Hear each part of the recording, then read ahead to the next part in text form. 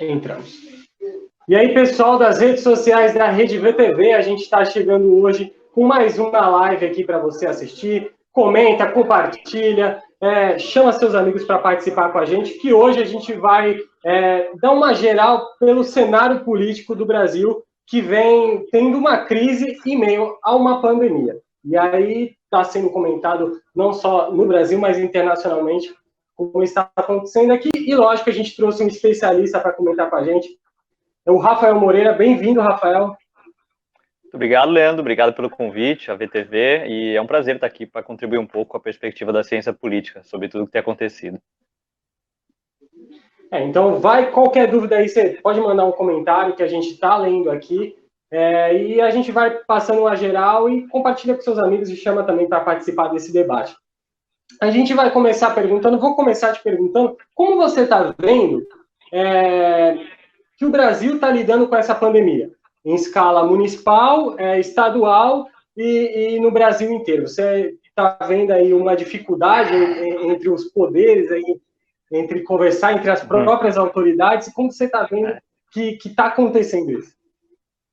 Olha, eu costumo ser uma pessoa muito otimista, né? Mas no momento atual tem sido um pouco difícil. A gente vive uma conjuntura de o que a gente tem chamado de crises sobrepostas, né? A gente tem uma crise sanitária que a partir dela se decorre uma crise econômica e, somado a tudo isso, nosso país está tendo a especificidade de ter também uma crise política que é gerada pelo próprio governo, em grande parte, né? Então, é um cenário muito difícil, né? Isso contribui para a nossa imagem internacional, né? O Brasil já vinha com uma imagem internacional que ia se erodindo pouco a pouco. Os analistas, os diplomatas já vinham chamando o Brasil pelo apelido de Arábia Saudita de biquíni, que não é nada a ser ter orgulho, né, no momento atual, e essa imagem cada vez vem piorando, né? Eu costumo acompanhar muitos jornais internacionais, né? Eu tenho muitos amigos morando no exterior da área acadêmica também, e a gente tem figurado muito nas manchetes do mundo inteiro e, infelizmente, sempre de maneira negativa.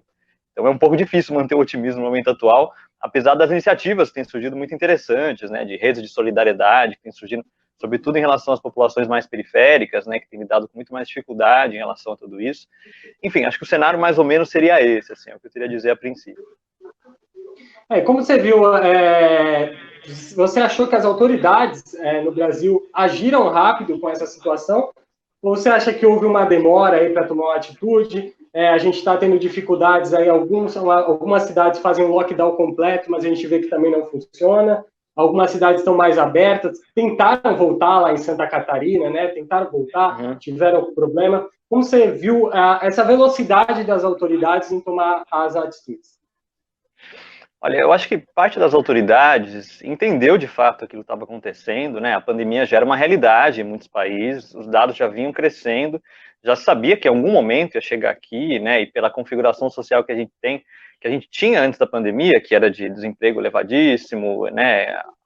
Uma quantidade grande de pessoas na informalidade, já sabia que quando chegasse aqui o cenário ia ser catastrófico, e de fato foi. Felizmente, uma parte das autoridades sentiu um pouco aquilo que estava acontecendo no mundo e passou a seguir as diretrizes da OMS, né? A gente nota internacionalmente, os países que mais têm se dado bem no combate à pandemia são aqueles que seguiram de pronto aquilo que a OMS estava dizendo, são aqueles que mais têm se baseado na ciência, né? Todo mundo reconhece que o impacto econômico da pandemia vai ser gigantesco, mas a gente tem experiências históricas que dão algumas lições para a gente, né? Por exemplo, a gripe espanhola do século passado, os países que adotaram primeiro medidas de lockdown, de isolamento social, foram aqueles que se recuperaram mais rápido economicamente depois.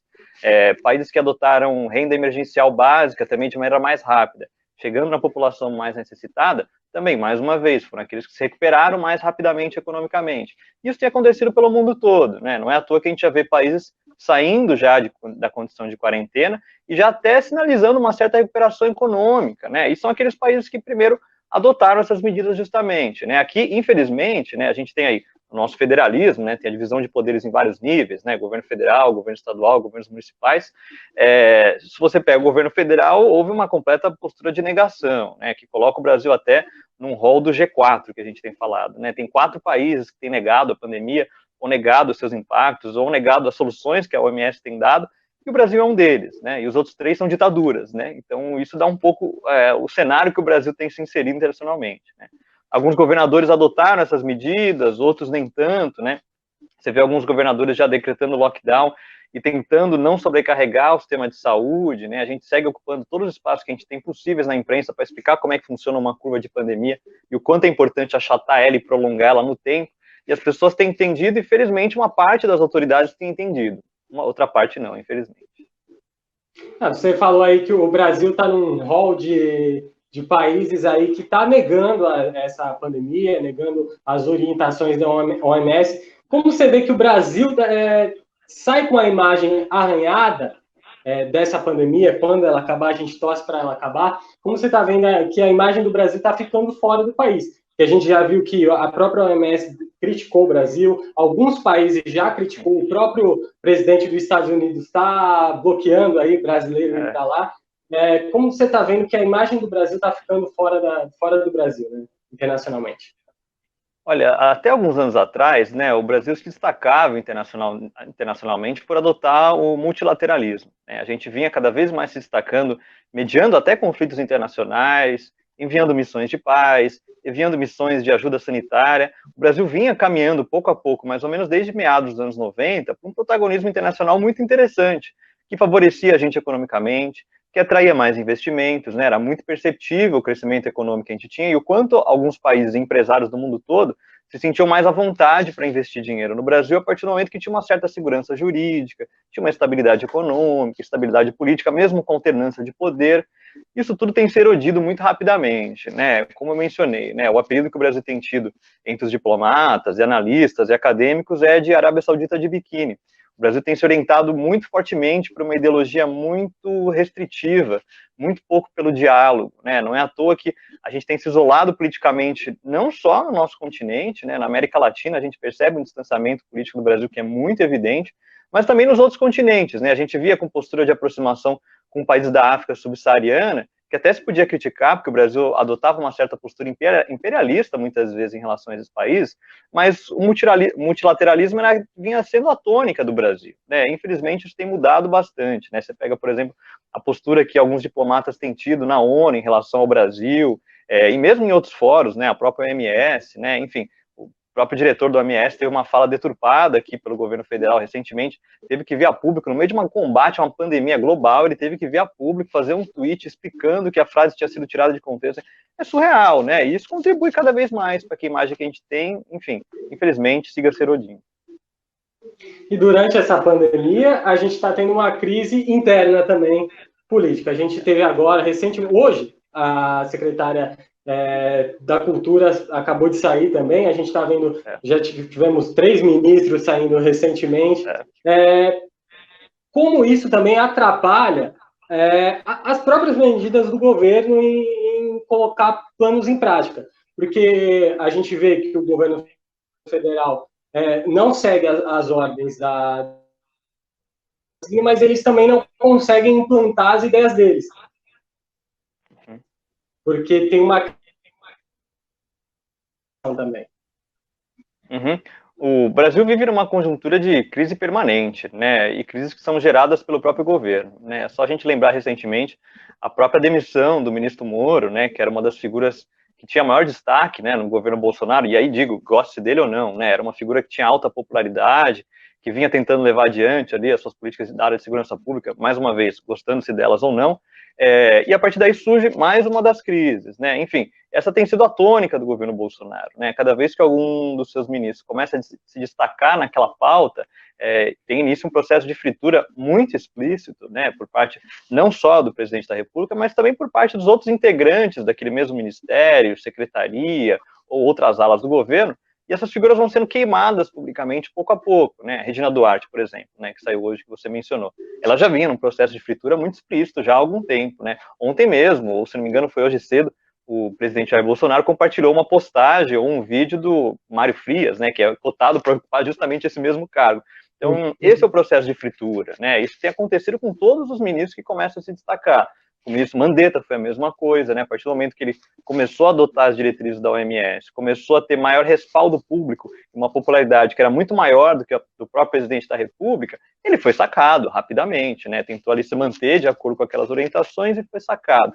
Enfim, essa conjuntura de crises geradas pelo próprio governo vão alimentando essa imagem internacional que eu mencionei anteriormente, e vão contribuir também para um certo isolamento político do presidente da República, né? A gente percebe a tentativa dele de, por um lado, atrair a cúpula das Forças Armadas, né, para se blindar ali de certa forma, e agora, mais recentemente, atraindo os partidos do Centrão, né, cometendo até, de certa maneira, um estelionato eleitoral, né, tudo aquilo que ele mencionou que ele nunca faria, ele tem feito, né, tem acontecido essa distribuição de cargos muito explícita, né, só as pessoas pesquisarem no Diário Oficial da União, que uma série de pessoas que integram os partidos do Centrão têm sido nomeadas para esses cargos, né, enfim, é uma conjuntura de permanente crise política gerada a partir da própria cúpula do governo.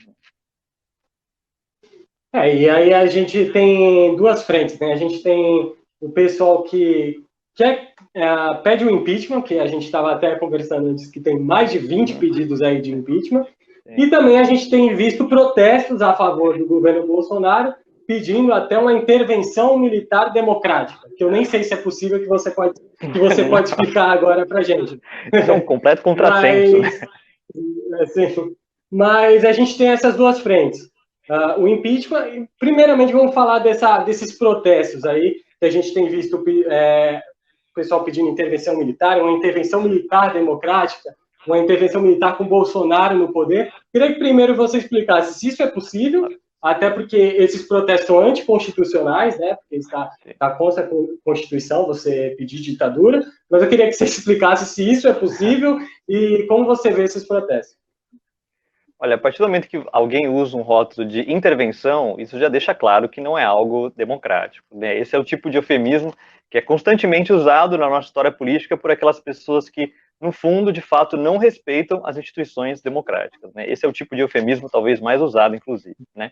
Bolsonaro, desde o princípio do seu governo, nunca se pautou por construir uma maioria de sustentação social, que é o que, enfim, é a marca de qualquer presidente da República, né? Quando você governa um país sendo eleito pelo voto direto, o seu objetivo sempre maior é construir consensos, é expandir a sua base de apoio, que dessa maneira, dentro das instituições, você consegue levar adiante a sua agenda política, econômica. O objetivo de Bolsonaro nunca foi esse, desde o momento que ele chegou ao poder. O objetivo dele foi sempre de radicalizar aquele setor que apoiasse ele, independentemente do tamanho que aquele setor tem, né? Então, se esse setor vinha diminuindo, e a gente já percebia isso desde o primeiro dia de governo, né? Você pega índices de popularidade, ele sempre tem uma queda a partir do momento que um presidente da República toma posse, mas nunca numa velocidade tão grande como aconteceu com ele, e a partir daquele momento ele passou abertamente a adotar essa estratégia, né? Sempre tentando estender um pouco mais a corda, né? Então, fazendo falas defendendo intervenção militar, depois recuando, falando que não era bem assim. Fazendo falas defendendo o AI-5 e depois recuando, né? E para que as pessoas muitas vezes até não sabem, né, o que foi o AI-5, né? O regime militar teve uma série de legislações que foram impostas de cima a baixo, né? E o AI-5, né, o ato institucional número 5, foi o mais absurdo deles, que fechou o Congresso, impediu qualquer tipo de liberdade democrática, liberdade de imprensa, prendendo uma série de pessoas que muitas vezes até não tinham nada a ver com o combate ao regime militar. Enfim, esse tem sido mais ou menos a estratégia que o Bolsonaro tem usado, né? Avançando e recuando, mas sempre no sentido de radicalizar aquele setor que segue apoiando dele. Então, não é à toa essas faixas aparecendo, né, pedindo fechamento de qualquer outra instituição democrática, né, pedindo fechamento do STF, fechamento de Congresso, abolição de alguns partidos políticos, enfim, essa tem sido a estratégia dele, né, nunca de construir um consenso e, de fato, governar para aquela maioria, sobretudo no momento atual, né, isso devia ser o mínimo que o presidente da República, inclusive, tem que fazer, né, a gente está passando por uma pandemia, é uma crise sanitária, que sobrepõe a uma série de crises, é um momento único na nossa história, e tudo que a gente não precisava no momento atual é uma postura de radicalização de qualquer liderança política, seja ela qual fosse. E, ao mesmo tempo, a gente tem do outro lado o pessoal pedindo impeachment, aí, como eu falei, mais de 20 processos. O Brasil é um país cheio de impeachment, né? Já vamos para a terceira vez, se tiver um pedido, a gente já teve do Collor, já teve da Dilma. Poucos presidentes terminaram o mandato aqui no Brasil. Como você vê essa possibilidade, se você acha que realmente pode acontecer, e a imagem que fica para o próprio Brasil, né? Que, como eu falei, é difícil um presidente conseguir terminar o mandato no Brasil. A gente teve uma sequência aí com o Fernando Henrique e o Lula, né? Que terminaram os mandatos, mas aí a gente voltou a uma crise política que o Brasil já tinha passado. Olha, a possibilidade de impeachment, ela sempre existe a partir do momento que ela está dada na mesa. A partir do momento que um processo de impeachment surge, um período de impeachment, isso já aponta que ela está no cenário político, de certa forma, e ela depende de alguns fatores, né?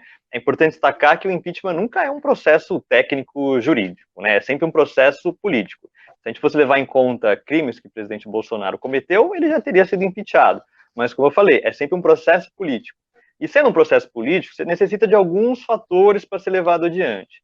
O primeiro, e talvez seja o principal deles, são pessoas na rua se manifestando, o que é impossível no momento atual, né? Enquanto estamos em isolamento social, esse é um fator que fica fortemente comprometido, né? Você pega, por exemplo, o impeachment do Collor. Você tinha massas de pessoas indo às ruas, vestindo preto, se manifestando contra ele. Você pega o impeachment da presidenta Dilma, por exemplo. Você tinha uma massa também de pessoas indo às ruas, tanto pedindo pela defesa do mandato dela, quanto pedindo pelo processo de impeachment. Mas pessoas na rua são fundamental para um processo como esse avançar. Por quê? Porque aí entra o segundo passo. Pessoas na rua, de certa forma, acabam ecoando dentro da classe política, né? Os políticos, né, dentro do Congresso Nacional, se sentem pressionados pela sua base a adotar uma postura em relação à pauta de impeachment, seja a favor ou seja contra. No momento em que as pessoas não estão podendo ir às ruas, e aquilo que elas têm feito é panelaço, tuitaço, e a gente percebe pelos dados que a adesão ao impeachment é cada vez maior e crescente, né? Você pega dados do Datafolha, Ibope, seja lá qual instituto for, a quantidade de pessoas que apoiam o impeachment no momento atual é cada vez maior, mas isso fica um pouco comprometido a partir do momento que as pessoas não podem ir às ruas, né? A partir do momento que as pessoas vão às ruas, isso demonstra uma certa massa, né? Isso é mais fácil para quantificar a quantidade de pessoas que estão ali se mobilizando, pedindo aquela pauta. Isso dá muito mais manchete, não só no Brasil, mas no mundo inteiro. E, mais uma vez, assim, né, é aquela imagem internacional que a gente mencionava antes, né, um país com tanta instabilidade política como essa, qual empresário no mundo vai querer trazer dinheiro para cá, né? Qual país vai querer construir uma certa união unilateral ali de comércio, né? Ninguém vai querer investir no Brasil no momento atual, né? Infelizmente. A gente também percebeu que na época do impeachment da presidente Dilma, ela tinha um vice muito forte no cenário político. Isso também ajudou um pouco a todo o cenário. O Bolsonaro já não tem um vice tão forte assim como a Michel Temer era com a presidente. Você acha que também esse fator também dá essa diferença entre a possibilidade de acontecer um impeachment? Não é apenas, acho, uma questão de força do vice-presidente, né? É um processo muito mais de consenso, de criação de consenso por parte da classe política, né? Então, você pega, por exemplo, no momento do impeachment do Collor, né? Havia um consenso completo por parte da classe política que o país estava ingovernável nas mãos dele. Então, tanto que quando chega Itamar, a presidência da República, o governo ali participaram todos os partidos praticamente que existiam naquele momento. Era um consenso naquele momento, né? Então, no impeachment da presidenta Dilma é uma coisa também um pouco diferente, né? Michel Temer foi negociando cargos e negociando uma série de coisas ali de bastidores para que ele chegasse ao poder e, de certa forma, se blindasse, porque a Operação Lava Jato chegava até ele, chegava a cúpula do MDB, etc. Mas era uma conjuntura onde o Centrão era muito forte, aliado a Eduardo Cunha, tinha uns outros fatores acontecendo ali no momento. Mas, de certa forma, se construiu um consenso, pelo menos com um segmento majoritário dentro do Congresso, que conseguiu levar adiante o impeachment. Então, isso assim, isso independentemente da avaliação que cada um faça daquele processo como foi.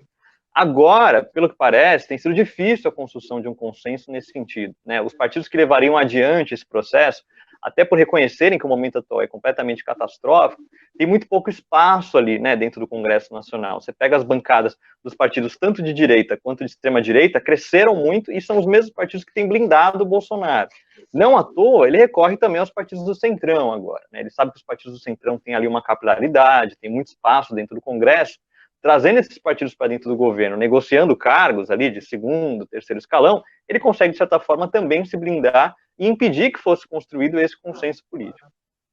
Isso também é um resquício, né, até das próprias últimas eleições, do extremismo que se criou durante a campanha, durante toda a eleição, que vem até hoje, até aumentando, né, esse extremismo. Você acha que, estamos aí há 2 anos de uma próxima eleição, você acha que esse extremismo tende a continuar ou tende a diminuir um pouco aí nas próximas eleições, que a gente não sabe ainda quem são os candidatos, né? Mas temos aí alguns nomes, aí o próprio Bolsonaro pode concorrer, o próprio João Dória, aí muita gente diz que pode ir, o Ciro Gomes, tem alguns nomes aí na mesa, não confirmados, mas a gente sabe que podem concorrer. Você vê que esse extremismo possa continuar, ou você vê uma tendência de um meio termo entre isso tudo? Olha, fazer avaliação de cenários para 2022 é muito difícil no momento atual, né? A política brasileira é tão dinâmica que a gente nunca sabe qual ministro vai terminar o dia ainda no seu cargo, né? Então, fazer previsões para 2022 é um pouco apontar alguns cenários, algumas hipóteses, né? Sobre a relação da polarização, do extremismo que você mencionou, eu tenho um pouco de pé atrás em relação a isso, porque os dados não têm mostrado esse tipo de processo de maneira tão clara, né? O que a gente percebe, dados de população, congresso, correlação de forças, etc., não tem apontado explicitamente, né, uma polarização na sociedade, né? O que parece que tem acontecido é uma polarização de alguns setores, né? A classe média de maneira muito mais explícita, né? Mas não toda a sociedade. A distribuição parece ter se mantido, de certa forma, uma parcela que se identifica com o centro, outra parcela que se identifica com a esquerda e outra com a direita. Uma coisa que os dados têm mostrado é que uma parte da parcela que se identifica com o campo da direita migrou mais para a extrema direita. E isso que distende também a corda da nossa democracia, de certa forma, né? Não à toa, né, o mundo inteiro vive um momento tal como esse, né? Lideranças de extrema-direita, tal como a nossa, tal como o presidente Jair Bolsonaro, têm chegado ao poder no mundo todo, né? Você pega, isso aconteceu nas Filipinas recentemente, isso aconteceu na Turquia, na Hungria, Nicarágua, enfim, a pessoas chegando ao poder em todos os países do mundo, do campo da extrema-direita especificamente. Isso não é uma coisa específica do Brasil. Aqui a gente tem um processo anterior, ainda que também é importante mencionar, há uma onda conservadora varrendo o Brasil mais ou menos desde 2013. Né? O junho de 2013 foi um marco importante na sociologia, na sociedade brasileira, melhor dizendo, muitas pessoas indo às ruas, mas ao mesmo tempo iniciou-se ali uma onda conservadora que levou em última instância a uma organização do campo da extrema-direita na sociedade, seja em partidos políticos, seja em movimentos sociais, que, de certa forma, catapultaram a presidência da República, né, contribuíram para que Jair Bolsonaro chegasse ao poder e mantém, de certa forma, esse extremismo, né, essa distensão da corda que eu mencionei sempre no começo, lá, falando sobre a AI-5, falando sobre ruptura democrática, inventando termos, né, mirabolantes que não fazem o menor sentido, como intervenção democrática, por exemplo, enfim, isso faz parte do jogo da extrema-direita no mundo inteiro, né, você pega a Hungria, por exemplo, o presidente da República se aproveitou da pandemia para governar por decreto de maneira indefinida. Aqui Bolsonaro parece que não teve força suficiente, né, para fazer isso, mas ele quer, claramente, né, isso é explícito muito nas falas dele e também nas manifestações que alguns setores que apoiam ele têm feito, né. E aí eu acho que talvez o que faça esse extremismo parecer é a própria internet, porque aí dá voz a grupos que, por mais que sejam grandes ou pequenos, sempre parecem ter uma voz maior. Também como você vê a inclusão da internet nesse cenário político que vem muito forte, né? A gente vê o pessoal discutindo, acabando com amizades por causa de discussões na internet. Não, eu mesmo tenho um hall de haters aí que já é de muito tempo, tá? Inclusive. Até as eleições de 2014, ali, a gente fazia uma avaliação por meio dos dados de acesso à internet das pessoas, que a penetração das redes sociais no Brasil ainda era muito restrita, né? A gente tem uma desigualdade que é gigantesca, e isso se reflete no acesso à internet também, e também se refletia no acesso ao smartphone, por exemplo, né? Isso começou a mudar a partir de determinado momento, né? Uma quantidade maior de pessoas tendo acesso ao smartphone, então isso aumenta a quantidade de pessoas que têm acesso a redes sociais e também aumenta, de certa forma, a quantidade de pessoas que usam aplicativos de mensagens, né? O WhatsApp sendo o principal deles, né? Isso acaba dando voz às pessoas e faz com que elas tirem ali coisas que estavam dentro ali, que elas diziam apenas no espaço privado, até por vergonha de dizer algumas coisas que eram claramente, que infringiam as leis, né, que tinham conteúdo racista, preconceituoso, homofóbico, etc. As pessoas começam a tirar isso dentro delas e se sentem mais empoderadas a falar esse tipo de coisa, a partir do momento que elas fazem isso por trás, escondidas, né, acreditando estarem escondidas por trás de um celular, por trás de um computador, como se aquilo ali fosse um terreno de ninguém, mas não é verdade, né, as leis se aplicam tanto ao mundo real quanto ao mundo virtual. Então, a partir do momento que uma pessoa adota uma postura que está cometendo algum crime nas redes sociais, ela também está passível de ser punida, né? E você vê pessoas acontecendo isso, vira e mexe, né? Os haters de vários campos aí políticos, né? A internet acaba dando voz a essas pessoas, elas se sentem empoderadas e muitas vezes até distorcem a realidade nesse sentido, né? A polarização parece dar muito nas redes sociais, muitas vezes, que a gente não nota tanto nas ruas quando você senta para conversar com algumas pessoas, por exemplo, né? Uma pessoa que faz uma fala extremamente raivosa ali num comentário de Facebook, muitas vezes não se sente nem empoderada de falar isso na mesa do bar, porque sabe que vai passar vergonha também. Então, essa polarização se dá em alguns segmentos, em alguns espaços, né? Eu sempre procuro ter um pouco de pé atrás em relação a isso. A gente está chegando aqui ao final da nossa entrevista, a gente agradece a sua participação, mas cabe uma última pergunta. retomada da economia. Como você vê, que a gente está começando aí alguns prefeitos, alguns governadores pensando numa reabertura aí dos comércios, de algumas áreas. Como você vê essa retomada, esse início de retomada, e o desafio que o governo vai ter de ajudar empresas que algumas faliram, outras estão aí fechadas. Como você vê que o governo vai ter esse desafio para essa retomada da economia? Olha, eu vou responder mais uma vez me baseando na ciência e na história, né, e nas evidências que a gente tem, né. Países que adotaram lockdown de maneira muito responsável no momento que era necessário, até que se superasse o pico da pandemia, foram aqueles que retomaram a sua economia de maneira mais rápida depois que uma pandemia passou. No momento atual, a gente não está ainda no pico, assim, é muito perceptível. O número de mortes vem crescendo, né? Ontem a gente superou pela primeira vez, desde o começo da pandemia, a quantidade de 1.000 mortes por dia, o que é um completo absurdo, né? Surreal. As pessoas muitas vezes estão lidando com números sem pensar que tem rosto por trás desses números, né? Tem pessoas, muitas vezes pessoas que a gente conhece, né? Eu mesmo já tenho amigos que perderam seus parentes, e as pessoas estão se esquecendo disso. Eu acho que uma reabertura agora é completamente precipitada, né? Completamente precipitada. E todos os dados têm mostrado isso, né? Os países que estão reabrindo agora são aqueles países que, em primeiro lugar, fecharam primeiro, entenderam aquilo que estava acontecendo, e, em segundo lugar, foram aqueles países que adotaram uma renda emergencial que, de fato, chegou nas pessoas. Aqui eu imagino que muita gente está assistindo a gente agora ainda está ali em análise na Caixa Econômica, né? Então, são pessoas que muitas vezes trabalham na informalidade, são autônomas e que têm se arriscado muitas vezes, sair à rua para se contaminar, muitas vezes, por uma renda que é completamente incerta, porque há muito menos pessoas circulando nas ruas e se colocando em risco. Então, isso aumenta o período da pandemia vai durar no nosso país, isso também prolonga o momento que a gente vai conseguir finalmente uma retomada econômica. Por isso que é completamente precipitado, né? Os países que têm se saído melhor foram aqueles que adotaram uma renda emergencial que chegou, de fato, a todo mundo que tinha que chegar de maneira rápida e prolongada. E também esse dinheiro tem, né? Muitas vezes se diz aqui, não tem dinheiro, mas isso é uma falácia, né? Os bancos já receberam R$1 trilhão para sua ajuda econômica, né? Quem acha que dinheiro não tem, enfim, acredita em qualquer fábula que é dita aí por aí. A gente agradece a participação do Rafael Moreira, cientista político. A gente agradece a sua participação por estar aqui na live com a gente. A gente volta a qualquer hora com mais uma live. A gente já deixa o convite para o Rafael voltar nas próximas vezes. Muito obrigado pela sua participação. Valeu, imagina, eu que agradeço, Leandro, fico feliz em contribuir para o debate público dessa forma, né, é aquilo que a gente pode fazer no momento atual, e para quem quiser acompanhar meu trabalho, enfim, só me procurar nas redes aí que eu tenho feito esse tipo de comentário nos espaços que eu posso. Obrigado. É isso aí, galera, valeu pela sua participação, até a próxima.